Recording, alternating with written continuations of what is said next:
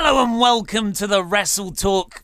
I don't know, not news. As you can see, this isn't the usual kind of video we do here at WrestleTalk. This is a real background. I can touch it, I can interact with it, like this lovely Mark Andrews toy here.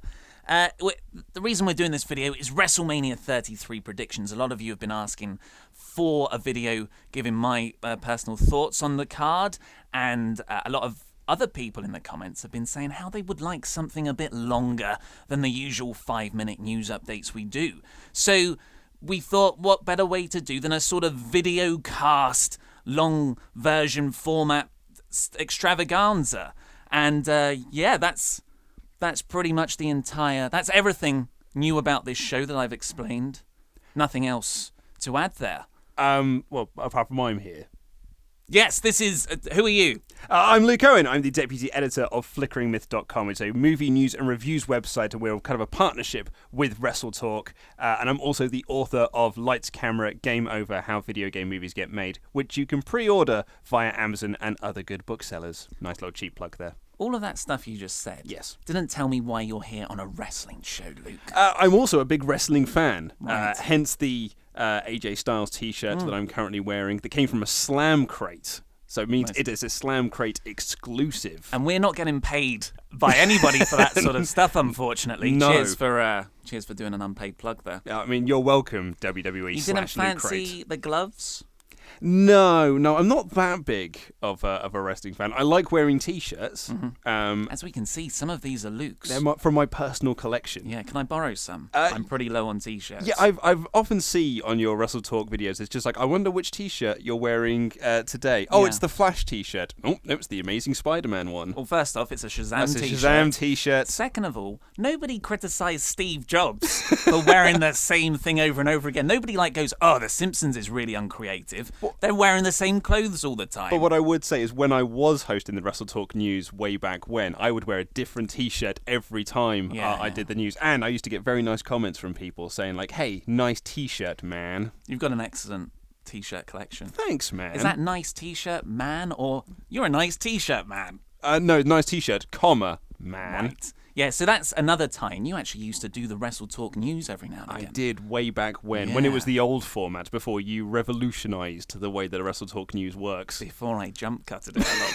more. Before I hopped around the screen. There's no hopping around the screen here. I'm going to be quite static. In fact, it's just one shot. This is craziness. Yeah. So, okay, that's 3 minutes of ramble chat. We do a podcast for Flickering Myth on movies, and we're quite famed there for going off on tangents and not sticking to what we're meant to be talking about. We haven't shown any of that yet. Yeah. But now we're going to focus in on WrestleMania 33. Today we're going to be doing 2 of these, recorded on Monday the 27th of March. Yes. Yes, because in 2 days' time it's my birthday. Is it really? Yeah, I think I knew that. Yeah, well, I would hope you would, because you're invited to the drinks on Saturday. That's right, I am, That would probably be where you found that from. Yeah. And Raw and SmackDown, the go-home shows, haven't happened yet. So we're going to do one video on Raw, which will go up hopefully before Raw, if I can edit it in time. And then the next one will go up tomorrow, on Tuesday, before SmackDown. So we won't date ourselves horrendously too much, because they might just come out and say, yeah, everything's changed. Yeah, they're actually going to put Finn Balor in a match. He's going to return, but he was meant to do it at the Rumble. Goldberg's knocked himself out, headbutting a locker. Yeah, exactly. He can't compete at WrestleMania. Brock Lesnar's not going to be there. Yeah, so anything could happen. So we're just basing this mainly off of Wikipedia, what Wikipedia's got. We thought that was the best. I mean, that's pretty a reliable source, isn't it? So let's start here with the first match. Galanderson versus Enzo and Big Cass versus Cesaro and Sheamus for the Raw Tag Team Championship. I'm glad we started off with this match because it's my favourite. Is it really? No, it's not. No. It's really underbuilt. And you know what the real problem with this match is? Tell me. I've seen it over and over again since December, I think. Yeah. My only, you are right, because we have seen these 3 fight each other for the titles over and over and over again since the brand split. My only, the only way to counter-argue that is that who else are you going to put into this position? It's not like you could put the Shining Stars in a headline Raw tag team match. And who else have they got? The Golden Truth, And that's about it for their tag Raw. team division. Well, there's obviously the New Day. But who are hosting. But then you throw the New Day in there. We've already seen that four-way as well. In fact, actually, we saw that four-way on a pay-per-view just a few months back. Yes. Late last year. So this is probably going to keep on coming up as a defence of the card. But who else do you put in there? And when you look at it over the last few months, that's definitely an argument. Well, they haven't got anyone to do. So the problem... The thing they should have done is over the course of a year built up more tag teams and kept tag teams apart. So when they do face each other for the first time, you're like, oh, I want to see this. I'm excited to watch them go at it for the first time ever at the Ultimate Thrill Railed WrestleMania 33. Before you get, I saw a report today. A roller coaster is going to be a part of the set. Oh, really? Wow. I hope that's how they come in, rather than the entrance ramp. Oh, mate, I actually hope they do that now. Yeah, you remember when they had the WrestleMania where they all came out on floating mini rings? Yes, that was WrestleMania 3. Yeah, I think it was. Because I remember Randy Steamboat. Yeah, Randy Steamboat. A super wrestler. And of course they did it for the larger athletes at Royal Rumble because the entranceway was so long at the Alamo Dome. Little super heavyweight Mario Kart. Yeah, when the buzzer would go off and you'd be like, are they there yet? Where are they? Oh, there he is. Just before the next counter starts. So, yeah, sorry, you were going to say The point I was going to make was that your argument is completely correct. They probably should have built up a tag team over a year or kept these tag teams apart. The only other problem with that is that would require long-term booking, which WWE are famed not to do, apart from top storylines. Yeah. But when it's mid-card stuff, WWE over the last 10 years or so, probably even more than that, have never cared about the mid-card. That's why no one gets over. And the reason why no one gets over is because they're just always put into the same matches with the same people over and over again. And weirdly, for all the slack he gets, for all the criticism he gets, rather, Vince Russo, that was one of his major strengths, is that he could make any mid-card feud feel really important because it put something on the line at least. Absolutely. And you had these big characters, but nowadays it's just, it's really, really underdeveloped. But what Russo was famed for doing, and again, I'm not actually a Russo defender. I'm one of his bigger critics. But one of the things that he used to do is that he would write out everyone's name up on the boards and just say okay, I need to make sure he's got something. I mean, she's got something. He's got something. And then also remember who likes who and who was once feuding with who, so that can then tie in together as opposed to them just being best buds because one of them did a face turn. It's a comic book mentality where you've got these huge continuities to keep track of. You do need to have almost trump cards where you're like, oh, this person has feuded with this person in the past and he's got an attack strength of 10. These are his weaknesses. Yeah. And that's if I was to book a promotion, that's how I would do it. I would agree. Cards down. But what are your predictions for the match itself? Okay, for the actual match. I mean, it's only going to get 5 minutes. Man. This is tough when I don't actually care. So Galanderson are the champions at the moment. At the moment, could change tonight, which you say, no, they wouldn't do that. But what happened on SmackDown last week? What was that all about? Yeah, that was strange. I mean, it happened. It wasn't even a main event. No. And you should have probably had Shane McMahon walking around going, I'm injured. I'm going to get you, AJ. Yeah. Like he did the week before. So I'm going to say Enzo and Big Cass are getting their big win. And this is off of how I think it should go. Although I suppose Cesaro and Sheamus, storyline-wise, they're the people I really feel a kinship with. They're the underdogs. They've been thrown together. Enzo and Big Cass, over the last couple of months, have unfortunately started to grate on me. Been a bit annoying, especially Enzo, which I never thought I'd say. No, I completely agree with you. It doesn't feel like his shtick is getting old. But when they were in NXT, you didn't see them every week. The way that NXT TV works, and kind of why it works, and why everyone kind of stays fresh and relevant, is that it's only an hour long, and you'd only have 6 people on that show, which means that Enzo and Cass might be off TV for 4 weeks. So whenever they come out, you're like, oh, brilliant, these guys are back. When they're doing it week in, week out, and on pay-per-views every 2 weeks, it starts to get a little bit grating. Yeah. And I just don't think they've got his character right up on the main roster, because he is Scrappy-Doo, but all the worst parts of Scrappy-Doo on the main roster, which is where he was kind of the cute version of Scrappy-Doo when he was in NXT.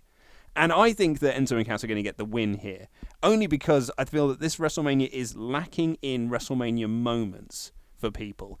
And I think that... I disagree. What do you? Well, we'll come on to stuff. Okay, but I think that I'll say WrestleMania moment every time something happens. Okay. I think. But Enzo and Cass getting their first tag team championship, not just in WWE, on the main roster, but in all of their WWE career, is a WrestleMania moment, at least for them. And I think that they will probably get that. And I think they'll probably hold the titles off now until like SummerSlam maybe, where they'll lose it, and then maybe they'll do the splits. Oh yeah, because Big Cass is money. Exactly. Big Cass is 7 foot tall, and you can't teach that. No. And you can put that on a poster and put it in a main event, whereas Enzo has just got wacky hair. It's hot as hell, or is that the other one? I It's don't know. Carmella, isn't it? I'm also going to go for Enzo and Big Cass. Yeah. Because of that, and because that's kind of what's been reported. Yeah, well, I just don't think that Sheamus and Cesaro winning really makes any sense at this point. Neville versus Austin Aries for the Cruiserweight Championship. I made a silly aside that the previous match was the one I was most looking forward to. Actually, this is one of my more anticipated matches for the Ultimate Thrill Ride WrestleMania 33, and that's Neville versus Austin Aries. Two guys who have been kept apart. I wish they kept Aries off TV as well. Not off TV as a personality, because he's tremendous at that, but as an in-ring competitor, because the shine has been taken off. Yeah, I think the Cruiserweight's now just got a bit of a bad rap with fans. And that as soon as Cruiserweights come out, people are just they're trained to expect a 5-minute match that you shouldn't really put any emotion into or put any care into, because they're not going to put any emotion and care into. At least when I say they, I mean the bookers rather than the rest of us, because I'm sure they're trying. But yeah, they go out and they kill themselves doing all these ropes and dives, and nobody's reacting to them. Oh no, because we've already been conditioned not to care. But this is actually, I'm surprised that this match is on WrestleMania. Not just because I never expected to see Austin Aries on a WrestleMania card. Weird, isn't it? In a featured match. I was fully expecting this to be a multi-person match featuring all the Cruiserweights. Chuck a ladder in there. Yeah, that's exactly what I thought it would be. Like when my friends and I, we get together and we in our email chains, we kind of predict the WrestleMania cards just before the Royal Rumble. And my WrestleMania prediction for the Cruiserweight match was just to be Neville was champion, and it was just going to be versus all of the Cruiserweights, because who cares? You know, they're not featured, so we'll just put all the lads in there, and they could just do they could do their flip-de-doos and get a cheap pop. In their defence of that, the multi-man matches on 205 Live have been spectacular. they've been great. Yeah, the two number one contenders matches, the one that Austin Aries won to be in this match, and the one before Fastlane. That one before, I prefer the one before Fastlane just slightly. Yes. Both of them really, really good. Yeah, really good. And I wouldn't have said that would have been a bad match. I think that a multi-person match, if you'd thrown a ladder in there as well, would have been great fun and it'd been a great spectacle. Because we haven't got a ladder match on this show either, so, which is... Yeah, there's no actual gimmick matches in terms of... There's the unsanctioned match that we'll come on to later, which we're not sure if is an actual match or just an angle. And the Iron Man match between Lesnar and Goldberg. Oh, of course, yeah. The 3-minute Iron Man match. Yeah. Yeah. But I think that this actually will work so much better as a one-on-one match if it's given time. If this gets 7 minutes, then there was little point to it. But if it gets 12, even 15 minutes, it's going to be a really, really great match. Because Austin Aries is awesome. He's so good. And Neville has been, since his return, since he grew a beard and shaved part of his hair, he has been amazing. Even his promos are better. So I've got a theory about this. And Neville, we were all criticising WWE for keeping Neville off TV for ages. He was an afterthought. But then when he came back as a full-on heel. And you had that gap there. Whereas Dolph Ziggler didn't miss any TV time when he had the opportunity to, because he had that retirement. His career was on the line. And he just turned into a heel, and nobody cared, and everybody crapped over it, and nobody's invested into him as the character. There's a reason why for that, though. I'm just saying the parallels. But I think there are more reasons than that as well. When Neville's come back, he's completely changed who he is. He's now not just like, hey, look, I do these flip-de-doos now. He doesn't do his Red Arrow unless it's complete. Like when he busted out against Jack Gallagher, or which one? It was Jack Gallagher. It was Jack Gallagher. It's because he had to do that. It was the only thing he had left to beat someone, and he doesn't do his big. He doesn't even do the same entrance now. He kind of runs up to it, teases it, and is like, "No, I'm not doing this anymore." Dolph Ziggler, my biggest what I hate about Dolph Ziggler is that whenever he turns face or heel, he just does the same thing. He does the same matches, he does the same moves. He doesn't even change his music. And it's a great song. And Why would you? No, I know, but like it's on my gym playlist. Like Neville had a great theme song, but he's changed it ever so slightly, like what they call the dark version of a theme song. A bit of dubstep, isn't it? Yeah, a little bit dubstep, a little bit like, and it makes him feel more like a heel. Whereas Dolph Ziggler comes out, acts the exact same way, but he's just like, oh no, I'm a heel now. #heel. I used to have a hoodie with #heel. I'm sure I'm that guy when everyone was really into Dolph. Not so much anymore. I'm sorry, Dolph. It's a shame what's happened to him. That's a SmackDown thing. Yeah. So, predictions for this. How much time do you think they'll give them? I'm thinking 7 or 8 minutes. Really? Well, You're not going to be optimistic? It's a big card. Bearing in mind you've got like Roman and Undertaker going to get half an hour. Triple H and Seth are going to get half an hour. Goldberg and Lesnar are probably going to get half an hour. The Rock's going to get a talking segment for 25 minutes. Exactly, yeah. You've got to get all that stuff in, which means that Eric Rowan. So these matches have got to go like 7 minutes. 8 minutes, including entrances, maybe. Yeah, God, the entrances. Yeah. Well, hopefully the roller coaster will speed that up.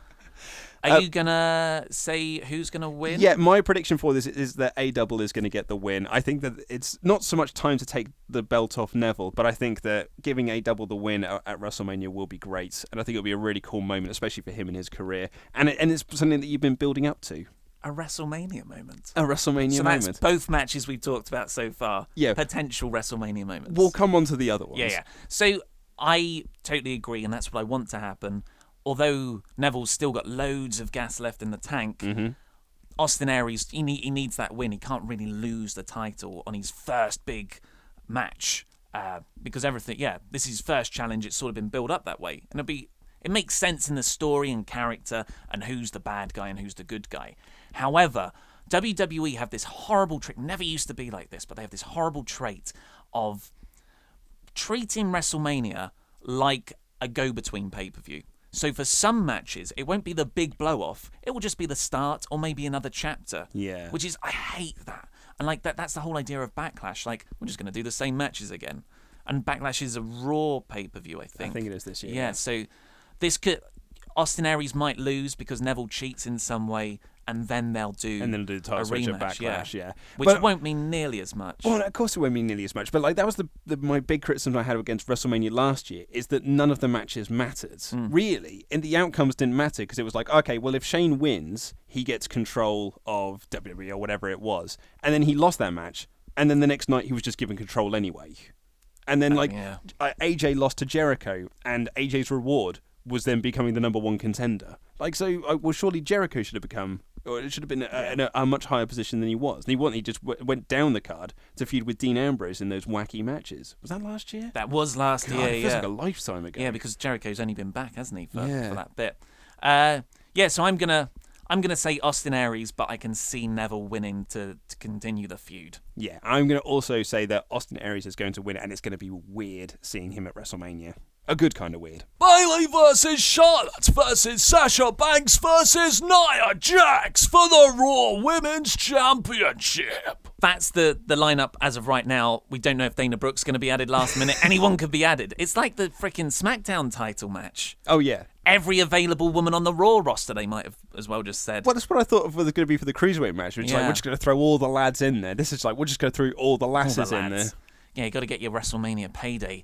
So this is, talking about WrestleMania moments, this one's WrestleMania moment has already happened several weeks ago. Well, it was about a month. It was before Fastlane. It was when Bayley won the title from Charlotte on Raw. And it was just like, why? You're so close to WrestleMania. It's just, why wouldn't they?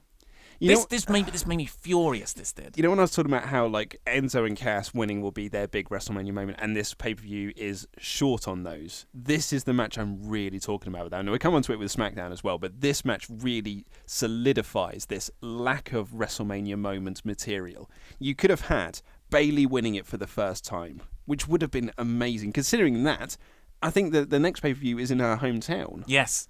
It was it's in San Jose, isn't it? Yeah, so exactly. The big idea was the homecoming defense. Yeah, totally. Which would have been amazing. Like that's a great babyface momentum to go into that next pay-per-view. So that would have been awesome. Also, Charlotte's pay-per-view streak finally ending. If you'd have done Bayley versus Charlotte for the first time at WrestleMania, with Bayley finally conquering the pay-per-view win streak and winning the title for the first time, it would have been amazing. It would have been a great moment, especially because that WrestleMania crowd are going to be fully behind Bayley. Yeah. She doesn't always get the greatest babyface reactions when she's on Raw and they're traveling around. But at WrestleMania, when you've got the hardest of the hardcore fans, they're going to be so behind Bayley. I know I am.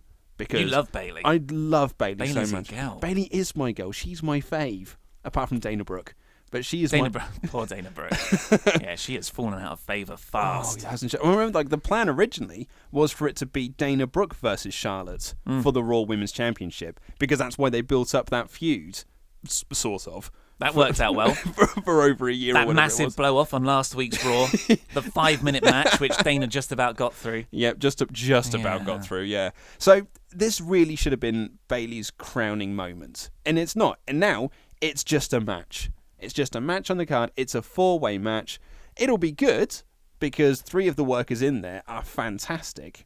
And then you've got Nia Jax, who can do some amazing power spots and just be the big obstacle to overcome. She can be really protected by the others, yeah. Absolutely, yeah. So I think this will be a really, really great match. But again, it's not going to be given a lot of time. And the entrances will take up most of the time that they've got for the match itself. Snoop Dogg with his rap. Yeah, Snoop Dogg might do a bit of a rapping again. And then, but the outcome doesn't matter. Because if Charlotte wins, then whoop-de-doo. She's just the 12-time women's champion or whatever she is. And then, I don't know, she's going to go on another pay-per-view win streak. It's not like her streak continues, so that doesn't matter. If Sasha wins, she becomes a 10-time women's champion, and that doesn't really matter either. The only one you can really have in there is if Nia Jax wins it for the first time. And it would be like, well, that's at least surprised me. And it sets off an era of dominance. Exactly, yeah, where she holds onto the belt for a year after everyone else has been, hot potatoing the title on Raw and on pay-per-views for the last year. Now you've got Nia Jax, who can just be the dominant female who no one can stop. That would at least be, if that's the outcome, I'm all for it. Because it's not happening. No, it's not happening. No, I think Bayley's just going to win, and it's just Bayley wins. Nia Jax wasn't even in this match until last week. Yeah, which is weird though, because Bayley. When the first WrestleMania card came out, I think in January or late last year, it was always January, yeah. It was always going to be this 4-way. That was always the plan, and then the insiders at WWE just kept saying, no, it's changing. We've changed it. We're doing a 1-on-1. We're doing a 3-way. We're changing these things up. Now it's just ended up the way that they'd always planned it to be, I suppose. Yeah, credit to Dave Meltzer. All the things he said in January, even injuries, even when Seth Rollins got really badly injured, they're still somehow making that happen. Yeah. So everything he said is come to light. But yes, this match, just so much wasted opportunity because it's not just Bayley's WrestleMania moments. This should have been the fall of Charlotte. Yeah. There's the other side of this story. Of course, if you do have a multi-person match, the idea is you could have Charlotte maintain, if she was never pinned to lose her title, you could actually keep the streak going, which I wouldn't be against either. But I think the real nice story here was Bayley versus Charlotte. Charlotte's undefeated. Bayley still hasn't won the title in my version. And Stephanie McMahon is like this looming presence trying to stop Bayley from becoming in the face of the company because nobody likes Bayley. Look at you. Look at Charlotte. She's a queen. And you tell that story, the Daniel Bryan story, in effect. But they've told the Daniel Bryan story in the worst way possible. Yeah. And they've booked Bayley sometimes like a heel because I can't get behind a character who can... Maybe she doesn't see her best friend Sasha Banks cheat right there, but you can watch it on YouTube. Oh, God. They tweet out the links. The ending of that match at Fastlane, I was baffled by it. A, because Charlotte lost just on a random pay-per-view, which meant nothing. But also just how Bayley cheated to win. And then they acted like they were brilliant because they won. Like they were, hey, thumbs up, best friends. And I was just there as a fan going like, you cheaters. Poor old Charlotte has now lost that one thing that she was clinging on to as being undefeated on pay-per-view. And now she's been cheated out of it. And he swore then, but she's been cheated out of winning. Yeah, I don't know what's going on here. And that sort of makes me think that this is going to be one of those continuation of feud. This isn't going to be a blow-off. Because, I mean, what is the feud here? There isn't a feud. You've got the story of Sasha Banks kind of turning on Bayley. So that could play into it. But to turn on someone in a 4-way doesn't really work because you've already got all the heels there. I don't know. I'm going to say Bayley retains. Who cares? What about you? I am going to say that Sasha Banks wins, and she's going to do it in a heelish manner in that Bayley had the win and she's going to throw her out of the ring and then get the pin herself. Oh, yeah, that would work. And then it's like, oh, I'm not turning heel, but I am effectively starting the heel turn, and then she can fully turn heel on the Raw after WrestleMania, where she beats up Bayley, and then maybe the crowd can properly boo her, and then she'll do the full-blown heel turn, and they'll fight for the title at Backlash. Punctures a wacky wailing inflatable arm tube. There you go. The better thing would be to keep them apart until SummerSlam, because SummerSlam is in Brooklyn, and you have the 2-year anniversary, I think it will be, of NXT TakeOver. What a match that was. Yeah. The Undertaker versus Roman Reigns. This is the first match we've talked about that doesn't have a title attached to it. Yeah, well, that means because everyone has a title these days. They mean so much. So Undertaker versus Roman Reigns. It looks like... I mean, when this feud first kicked off at Royal Rumble, when Roman Reigns eliminated The Undertaker, which is perfectly fine to do, because that's what you've got to do in the Royal Rumble, Yep. Undertaker being so sore about it is a bit of a heelish trait, I suppose. But I just assumed there's no way they can not turn Reigns heel, like either leading into this match or in the actual match itself. But the closer we're getting to it, it's not happening. No. It's not happening. Has there ever been... I've got a lot to say here. Uh-oh. Has there ever been a top guy that a company has pushed so much, despite that being the complete wrong thing to do?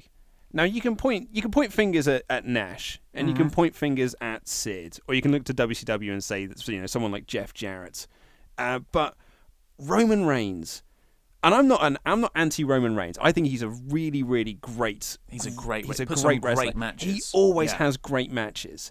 And so I'm not disputing that. What I am disputing is the fact that no one is behind him.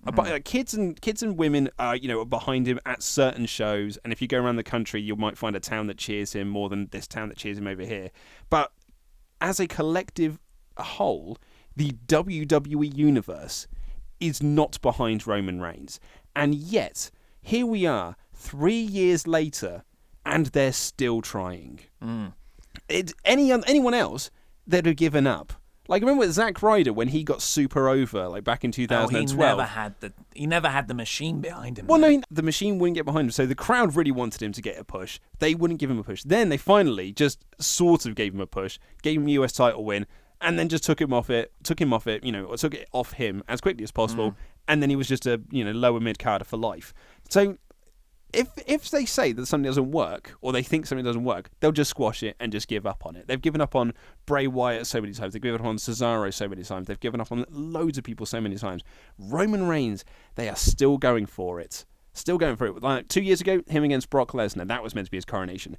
Last year against Hunter, that was supposed to be his coronation. Now, the idea, I'm guessing, is that he's going to conquer the unstoppable Braun Strowman.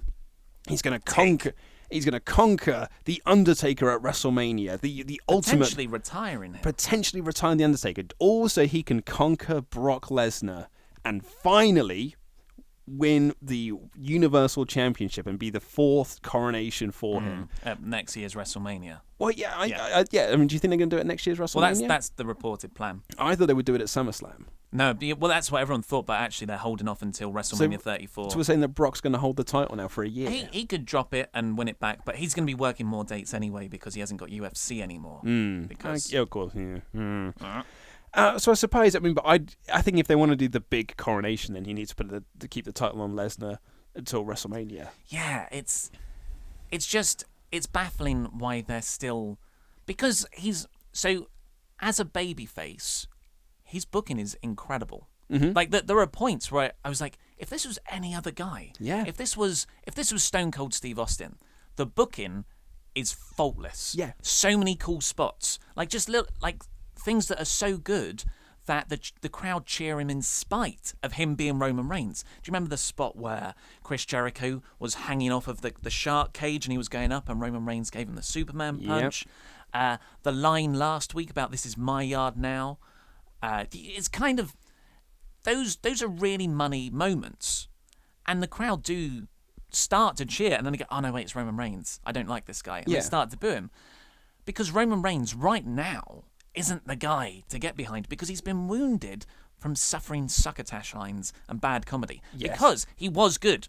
He was good in the Shield, and he was good coming out of the Shield. He was a badass, and he was really cool, silent, deadly killer. But then they gave him loads of promo time, and he was exposed. Well, not only that, but like when he was in the Shield, and one of the reasons why he was so effective in the Shield is that he never took pinfalls.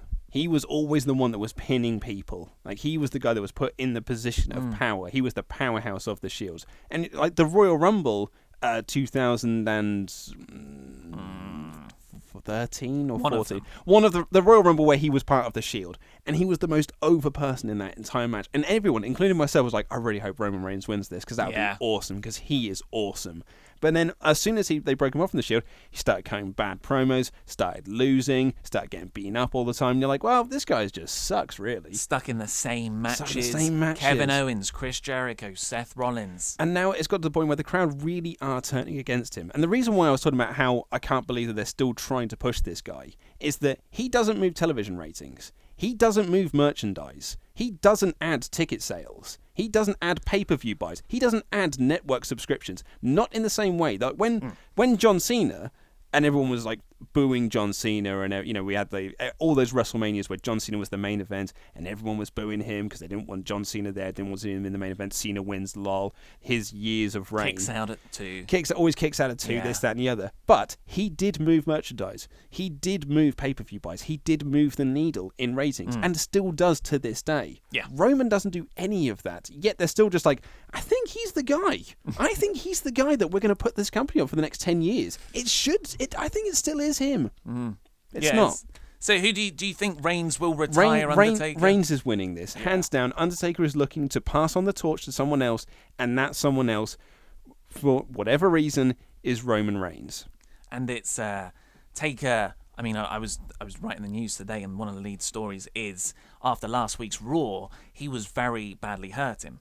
And I noticed in that episode of Raw when Reigns had walked out and Taker did the sit-up, the camera was not staying on the right places. And I was like, it's because Taker's really struggling to stand up. Yeah.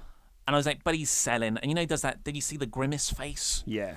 At first I thought, is he really hurt? But then I thought, no, actually, that's really good acting. Because I've turned my back on Roman Reigns. I'm just going to walk into a spear. I'm too old for this S word. And he turns around and gets speared. And actually, it seems he was walking around in a lot of pain backstage, and he's been putting off this full hip replacement surgery that he's in desperate need of, it seems. And the rumours have been that once he's had that surgery, that's it, he's done. So if he's in that much pain, and we say this every year, but I've never seen Undertaker look this awkward going into a WrestleMania. Yeah, it looks very bad. Just walking around, just getting into a ring. When he did the pre-Royal Rumble stare down of him, Brock Lesnar, and Goldberg, he was standing there, but he was sort of like with a hip popped out, like, I can't even stand properly. Yeah.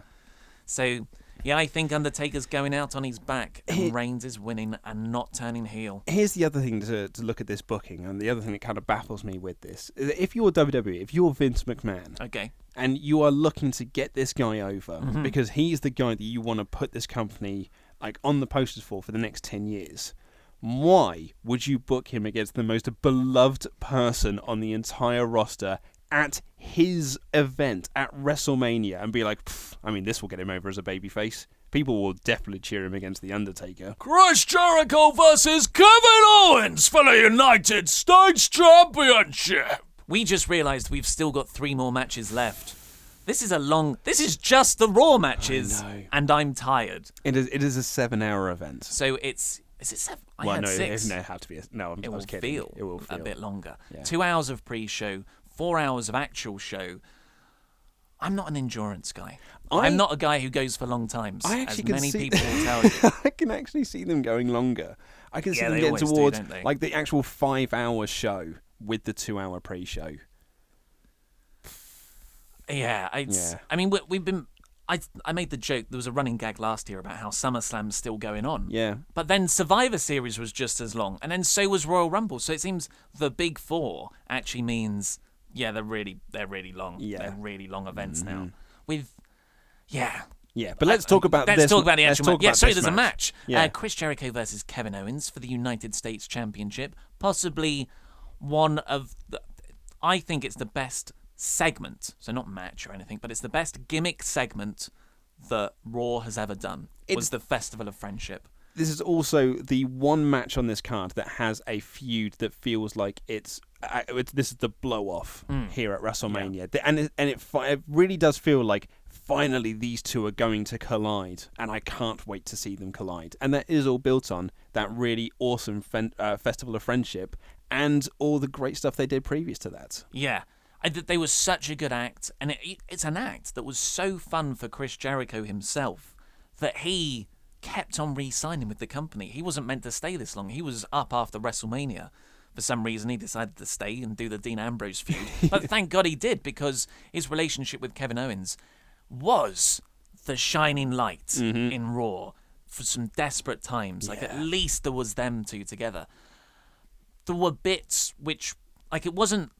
To look back on it and say it was all perfect is completely wrong, because there were those really baffling, confusing moments where Chris Jericho did turn on Kevin Owens, but really he was doing it for Kevin Owens' benefit. But really that doesn't work out when you think about it in any possible way. But the list, the scarf, I forget about the scarf sometimes. That was another inanimate object that Chris Jericho got over. It was such a great friendship, and the thing is, people get angry when stuff is predictable. Like, oh, this is too predictable. Yeah. But this is an example. We all knew they were going to break up. Yes. Because wrestling. It's like having a wedding on a wrestling or a birthday party segment. Someone's going to get beaten up. Someone's going into well. the cake. Yeah, someone's going in the cake. Or Eric Bischoff's going to be the vicar. One of those two things. Yeah. And we all knew they were going to break up. And the Festival of Friendship, you're like, I mean, that sounds too obvious. This is obviously going to be the breakup moment. But when it happened, it's still such a punch. Why is my name on here? For weeks, I was reliving that moment in my head. I got genuinely very emotionally affected by it. It was superb storytelling. In terms of the actual segment, I think it's like a great wrestling match. Opens up with a bit of comedy. Then it gets heartfelt all of a sudden when Chris Jericho starts speaking from the heart, saying, look, this is one of the best runs of my career, and it's because of you, Kevin. And then you had the turn at the end, all the elements of a great wrestling match, but planned out through the progression of a segment. I thought it was excellent. I'm still very into seeing this, but I feel like it has slipped down the card, and it isn't getting as much focus as there once was. And to be honest, I almost wish the United States Championship wasn't on the line. Yeah, well, that was the point I was going to make. Yeah. Because this is a blood feud. Yeah, I mean, really, this should be for the Universal Championship. Oh, you think for the Universal title? Well, it should be. I know there's a reason why Goldberg won the belt, and I get the reason why. It's all about the dollar bill, y'all. That's why he's the champion. And I get that, and I can get behind that. But this feud, if it was going to be for a championship, really should have been for the Universal Championship, because you had Kevin Owens holding it on for so long, and Jericho helped him hold on for it for so long that when he finally turns to me, he's like, now I've helped you keep this title. Now I'm going to take it off you. And if you're going to have it for a belt, that should have been the belt. The United States Championship is really just, it's set decoration for this. When was that? When was the last time it was defended? He hasn't defended it. Has he defended it since he won it? So he won it from Reigns in January. Yeah. Was it on Raw or was it... No, he didn't have a... No, it was on Raw. Yeah, so Reigns had it at Rumble because he defended... He wasn't... It wasn't on the line in the Universal title match against Kevin Owens. I thought he lost it before the Rumble. Oh, did he? Oh, my God. But this again proves the point. I don't remember when Jericho won that belt, and I don't think he's defended it since. And I think he defended it against Sami Zayn. Okay, so someone usually defends a mid-card belt against Sami Zayn at some point. So he might have defended it once. But it really is, it's set decoration for this match, and it doesn't actually matter for it. Like, it won't affect this. It's not like Kevin Owens is fighting Jericho because he wants to win the belt. He's fighting Jericho and just so happens to get the belt off of him. Who do you think's going to win then? I'm guessing Kevin Owens is going to win, considering that Jericho's on his way out. What? Yeah. No. I see what you're saying. But the whole storyline is for Chris to overcome the horrible turning monster Kevin Owens, and then they do a little program for a month because he's actually leaving in May. So he's going to be working April. He can do Backlash. Owens gets his win back, 50-50 booking, and then Owens has got the United States title. If he's then sticking around, then for a couple of months after then, just 1 month. Just 1 month. Yeah. If he is sticking around, then perhaps I could see Jericho getting the win. But I'm a long-term booking. I'm a long-term booking man, and I think that if losing to someone who's just going to be leaving soon doesn't really do anything for Owens. But from the story perspective. Absolutely. See, I'm a story guy. I think good should overcome evil in the end. Yeah, and I agree. On Raw. I agree with you, and I think good should overcome evil. However, you also got to look to the future of this. If good overcomes evil, and then that good goes away, then the evil just looks like it's rubbish evil.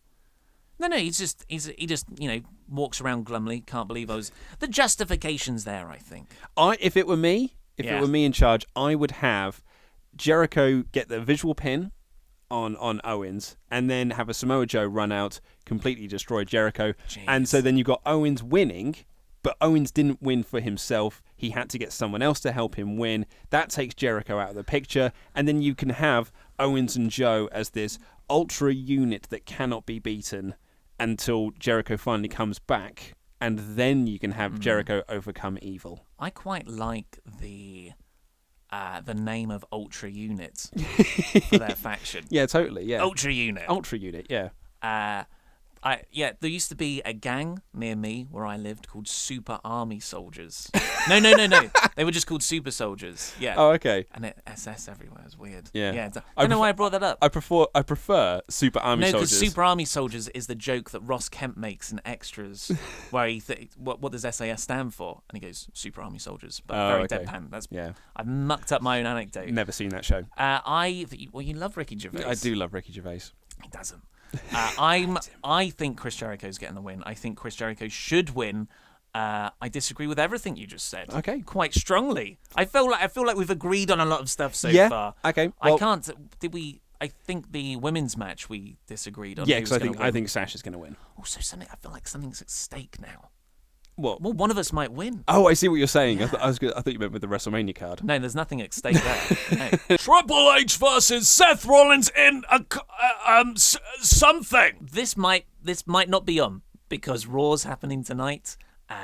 This might not be a match. I think it might be a segment. Yeah, I think that because I think they're positioning it as an unsanctioned fight, in which case it's not a match, which means there won't be a referee to count the 1, 2, 3. So it will just be a fight that one of them will walk away from as the victor, which for me, as the cynical wrestling fan, would just say, well, that's a good way for Triple H to lose a match and not take a pinfall. Yes. See, I would have laughed at that, but you said that earlier. I did, yeah. Yeah, you already told me the joke that you were going to use. Oops. I don't know about this. When they first said unsanctioned match, I was quite curious because I thought, well, what's the presentation going to look like there? Do you just have a guy in a black T-shirt officiating the match? Do they get a special... because I've seen Ring of Honor... When Ring of Honor do an unsanctioned match, there's no Ring of Honor staff there. Yeah. It's just like, these two guys are going to fight. But there is someone counting pins. It's just not a Ring of Honor official. And when boxing does it, well, actually, they usually go to Luxembourg. Yes. And Luxembourg will then... some Luxembourg boxing governing body will say, yeah, we'll let you put on the fight, even though it's totally dangerous and nobody else will let that happen.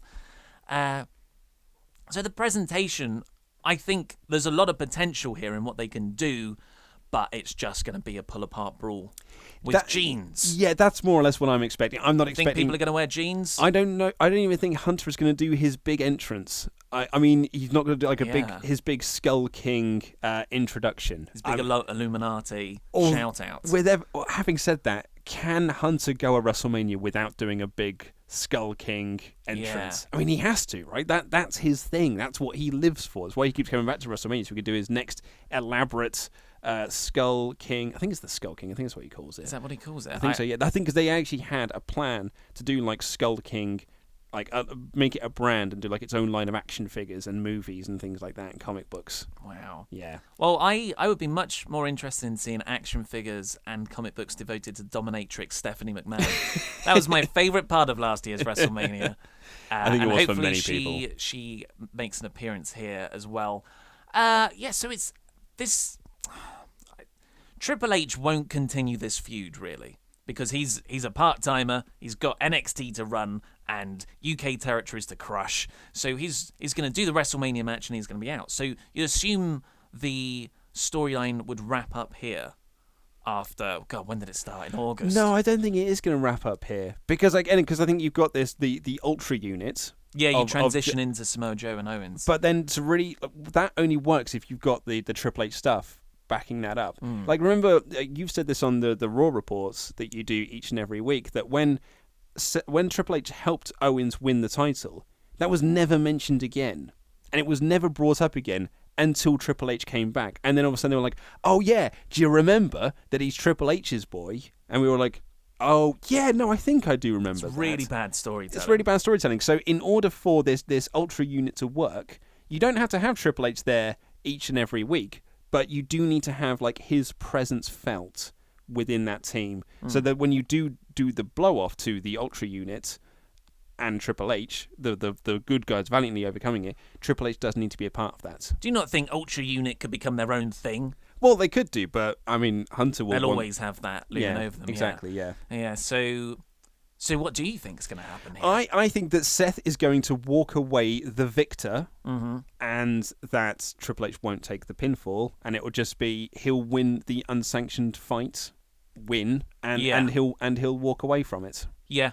I'll go with that. I can't see it happening anyway. If Triple H wins, that is a disastrous momentum killer for Seth Rollins. I feel like we disagreed too much on the last match, so I'm just going to go with this one. Well, the other thing we do need to bring up on here as well is that Seth needs all the momentum he can get as a babyface, because his babyface run has been terrible, and he needs all the help he can get. So him losing in this, it would be disastrous for him. Goldberg versus Brock Lesnar for the Universal Championship. Goldberg versus Brock Lesnar for the Universal Championship. Round 3, if you don't count when they collided in the Royal Rumble. They have altogether about 2 minutes of match time. How long do you think this is going to go? If you ignore the WrestleMania 20 match. Oh, yeah. So just in the... I thought that's what you meant by round 3. I thought you meant like this is... so you that had would like be... WrestleMania 20, Survivor Series, and now this is round 3. I'm just going to say I meant all of those things you said. When actually, I'm not sure I meant any of them. Okay. But yes, this is... talking about the idea of blow-offs, which we have... Because these 3 storylines...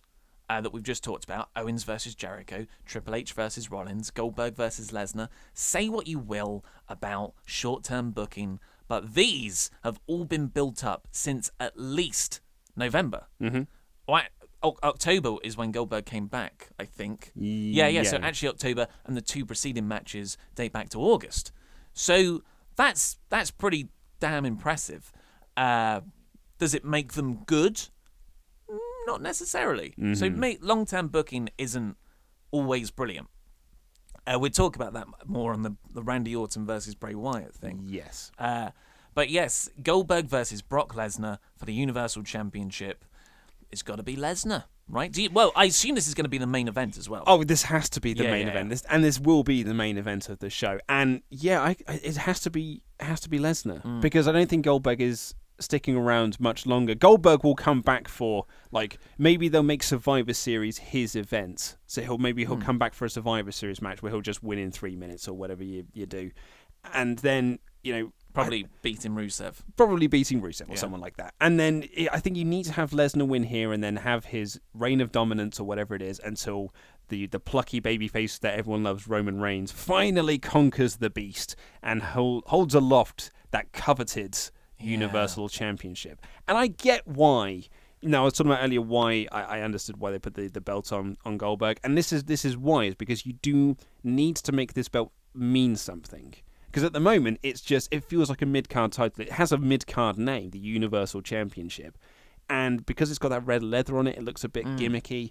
So they need to make this belt feel special. And this match does make it feel special. I mean, it feels like it's a championship worth fighting for, because it was held by Goldberg and it's been held by Brock Lesnar, who's now going to hold on to it for ages while no one can beat him.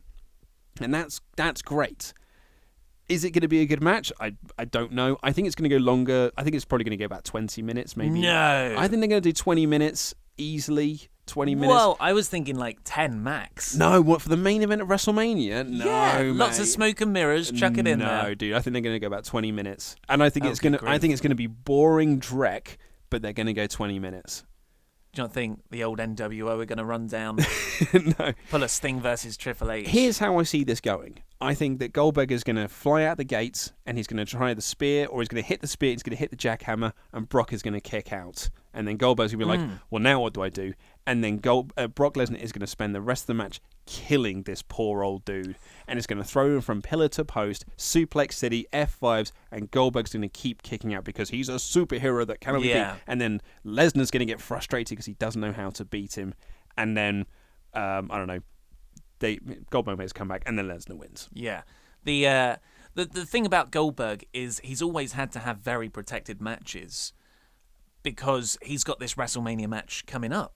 So he couldn't really take it. The first bump he's taken since October, when he first announced his return, was from Brock Lesnar when he took an F5 on the Raw after Fastlane, I believe. Yes. Yeah, so they've held off on all the bumps because they want to protect him. But now, this is his last contracted date.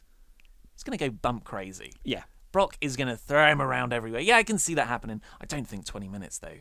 Of course, I'm going to say Lesnar's going to win because he has to. Yeah. Because Goldberg's not going to stick around. He's 50. If he is, he will just be a sideshow act. Brock is seemingly going to be around a lot more, and you need to build up the Beast. The Beast needs to reign supreme again. That's the other thing as well. Is like people said that Brock was really hurt when he got beat by Brock Lesnar. No, hang on. When Brock beat Brock. When Brock beat Brock, yeah, totally. You remember Brett that? screwed Brett. Yeah. Yeah. Like, so people thought that like Brock was really hurt when Goldberg beat him in 2 minutes or whatever it was at Survivor 1 Series. 1:26. 1:26, and then everyone was like, "Oh, well, this says that Undertaker is rubbish as well. It makes Randy Orton look rubbish as well, and it makes John Cena look rubbish. Everyone that Brock Lesnar has beaten now looks rubbish because Goldberg beat him in 1:26." I completely disagreed with that because I think it actually did more for Brock Lesnar's character than anything else done previously because he was cocky. He thought, I'm just going in here and of course I'm going to win. I'm Brock Lesnar. I always win. And he lost really, really quickly. And then at the Royal Rumble, he was like, I've got your number now. I'm not going to get beaten. And he gets eliminated really, really quickly. And now he's got now he knows. And there's Paul Heyman cut that amazing promo about how Brock Lesnar knows how to beat you. Yeah. And he will beat you. Down goes Goldberg. Exactly. And it was a great money promo. My only concern is that this is going to come at the end of a very long day. Yeah. And the crowd are going to be tired. Like, remember... Which is why it shouldn't go that long. But it will go that long because, like, last year, Reigns and Hunter went, I don't know, 2 weeks. And it felt longer than that. And the crowd were silent for a majority of it because everyone's tired because they've been there for 7 hours. Yeah. Well, no one was into either guy. Well, there's that. That doesn't help either. But so my worry is that this is not going to have a great crowd reaction. I also think that everyone is going to be pro Lesnar, anti Goldberg, which isn't the reaction they're going to want. I don't think we're going to have the Goldberg chants that we do in the majority of other cities. I think there's going to be a large Lesnar contingency there who want to see him beat Goldberg because they're upset that Goldberg took the title off Owens. I think that's going to be, maybe on Raw the next night that would be the case, but this is a huge arena. The camping van arena. I think there will be boos for Goldberg. I don't think so. I think they will be there. I'm hoping they aren't because I like Goldberg, but I think that they will be there. I think the anti-Goldberg backlash is already hitting, and I think we're going to see it in full effect at WrestleMania. I disagree. But I suppose my question for you is that what are your feelings on 2 part-timers headlining WrestleMania? So this goes back to the first thing that we said. Like, it's terrible, but it's right now, that's the way you've got to solve this problem. So it's fine because they're your legitimate biggest stars in the company. Yeah. They're people who will move the needle. They are big draws. I know a lot of people are like, well, Randy Orton versus Bray Wyatt should be because Randy Orton won the Royal Rumble, but when has that been the case for the last several years? Yeah, that never really. That doesn't automatically mean a main event. Main event being the last match of the show. They just get around it by saying, well, there's 3 main events this year. Yeah. So right now, like in the last year, or maybe the last 6 months, it's the right thing to do, having 2 part-timers headline WrestleMania. But in the longer term version of things, over 6 months, you should have built up guys who are at this level, who everyone can recognise and will buy into it. Or you have Goldberg versus... You would have made this program against a part-timer versus full-timer. Yes. And you use the part-timer to get over the full-timer. But in this case, it's different because Goldberg and Lesnar had that unfinished business from before. So in this specific example, the full-time, part-time getting over thing doesn't really work, but that's my 2 cents. I agree. I think that this is setting a precedent now that we can look forward to with future WrestleManias, is that part-timers will be more of a featured element than the current roster. And I think that we need to come to learn, and we will come to learn, that WrestleMania is not the blow-off arena for feuds that have been building for a year. It is a place where you can go and see the part-timers in matches, possibly against new stars, possibly against each other. The showcase of the Immortals. Yeah, because they don't work all the time. Kurt Angle's going to be coming back, so he'll be having a featured match at WrestleMania. And if he's fine, then he'll have a featured match every year. Goldberg will have a featured match every year. Lesnar will have a featured match every year. The Hardys might have a featured match every year. If Undertaker can still go, which I don't think he really can anymore, he'll have a featured match. Hunter will have a featured match. So it's going Shane is going to have a featured match. So it will become the land of the part-timers who will have the featured matches. And Roman Reigns.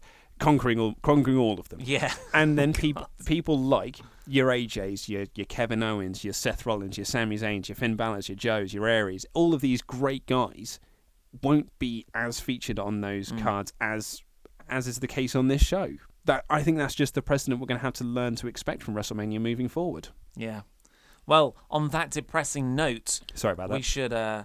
you went for Lesnar, didn't you? Oh, yeah, Lesnar. We both going for Lesnar. Lesnar. Lesnar, yeah. So there is something... Yeah, we haven't agreed completely on everything, No. but enough to make it juicy. I am going to be texting you throughout the night, pointing and laughing at you when I'm right. Great. If you liked this video, if you're still here with us, because I imagine the vast majority of people started watching for 5 minutes, I'm like, they are rambling. Because I don't think we'd actually talked about the wrestling stuff until about 7 minutes in. Either that or they're going to tune in and be like, oh man, Ollie's put up a new video. And they'll be like, who's this guy? Who's this other guy? I think they'll also be like, and what's the background? He's got the same shirt on. At least that's the same. So if you did enjoy this format, please do tell us in the comments down below, because we will do more of them hopefully in the future. This is just a one-off WrestleMania special, but hopefully if it catches on, Luke will be returning. And yeah, you'd like that.